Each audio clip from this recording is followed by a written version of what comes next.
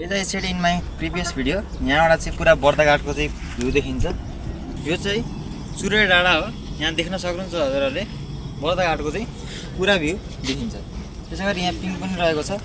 उतापट्टि हजुरहरूले गेट पनि देख्न सक्नुहुन्छ। यता देख्नु अब धेरै हैन। यता चाहिँ हजुरहरूलाई चाहिँ माथि सूर्य डाँडामा आउँदाखेरि यता चाहिँ हजुरहरूले माथि आउन पर्यो सूर्य डाँडामा भने त्यता हजुरहरूले पानी पनि पिउन सक्नुहुन्छ। यहाँ अलि थकान भयो भने हजुर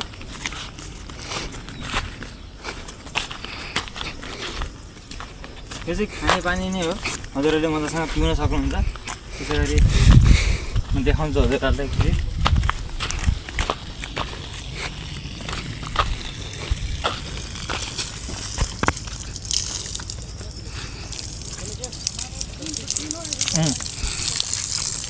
देखो त यो चाहिँ ठ्याक्क खान मिल्ने पानी हो।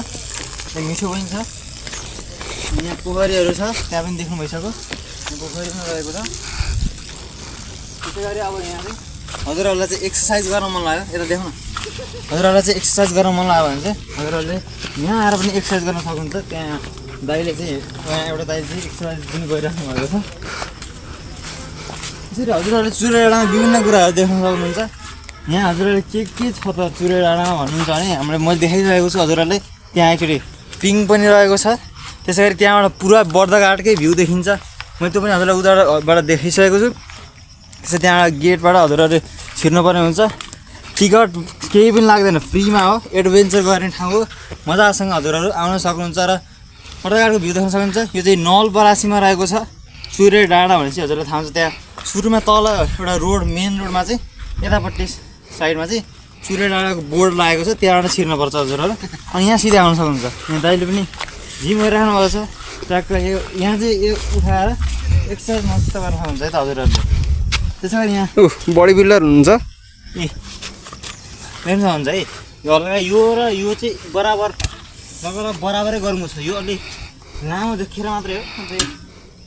र यो मस्त हजुरहरू उठाउन सक्नुहुन्छ। यसरी उठाउँछु उठाएर हजुरलाई देखाउँछु है त। देख्न सक्नुहुन्छ मस्त यसरी एक्सर्साइज हजुरहरूले गर्न सक्नुहुन्छ है त। ल यसरी हजुरहरूले सूर्य डाँडामा आएर एक्सर्साइज पनि गर्न सक्नुहुन्छ। खास गरी यहाँ चाहिँ गर्मीमा अलिक कम मान्छे आउनुहुन्छ किनभने यहाँ अलिक माथिसम्म आउँदा धेरै गर्मी पनि हुन्छ। त्यसै गरी जाडोमा चाहिँ सूर्य डाँडामा आउने मान्छेको सङ्ख्या चाहिँ धेरै नै बढेको हुन्छ है त। अनि यहाँ अलिक कलर राम्रो देखियोस् भनेर चाहिँ यहाँ कलरहरू पनि लाएर यहाँ व्यवस्थित छ।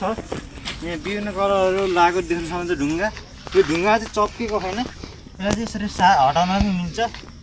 अनि मैले देखिसकेँ हजुरहरू धेरै थाक्नु भयो भने हजुरहरू यहाँ पनि आएर बस्न सक्नुहुन्छ। त्यहाँ बस्नलाई व्यवस्थित छ। त्यसै उहाँबाट ट्याक्क पिङ पनि रहेको छ मैले भनिसकेँ र भ्यू देखिन्छ। यिनै कुराहरू अब यता देखाउ लास्टमा। यिनै कुराहरू चाहिँ हाम्रो सूर्य डाँडामा रहेको छ। यहाँ हजुरहरू आउनु चाहनुहुन्छ भने नलपरासीको बर्दाघाटमा हजुरहरू आउन सक्नुहुन्छ। र सूर्य डाँडा भनेर एउटा बोर्ड राखेको छ।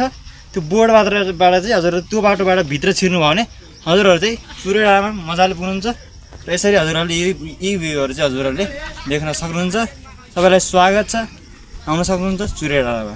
धन्यवाद।